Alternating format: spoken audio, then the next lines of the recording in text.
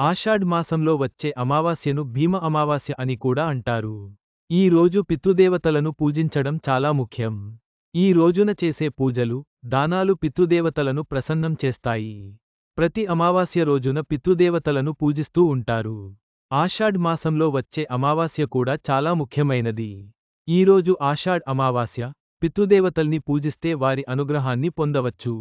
ఆషాఢ్ అమావాస్య నాడు పితృదేవతలను ఏ విధంగా పూజించాలి?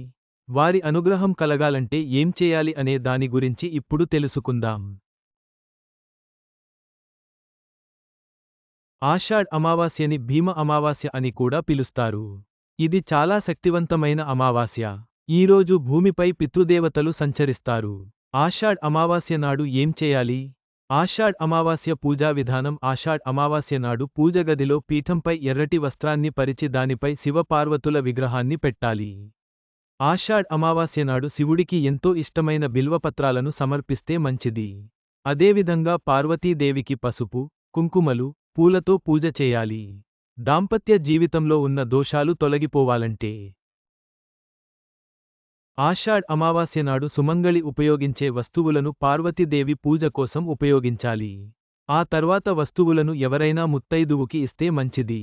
గమనిక: ఈ కథనంలో మీకు అందించిన సమాచారం, సూచనలు పూర్తిగా నిజమైనది, ఖచ్చితమైనది అని మేము చెప్పలేము. నిపుణుల సూచనల ప్రకారమే మేము ఈ సమాచారాన్ని అందిస్తున్నాం. వీటిని పాటించే ముందు ఖచ్చితంగా సంబంధిత రంగంలోని నిపుణుల సలహా తీసుకోవడం మంచిది. ఆషాఢ్ అమావాస్య నాడు పితృకార్యాలు నిర్వహించడం ద్వారా పితృదేవతల అనుగ్రహాన్ని పొందవచ్చు. శుభ్రత, భక్తితో కూడిన పూజలు, దానాలు మన జీవితంలో శుభాన్ని తెస్తాయి.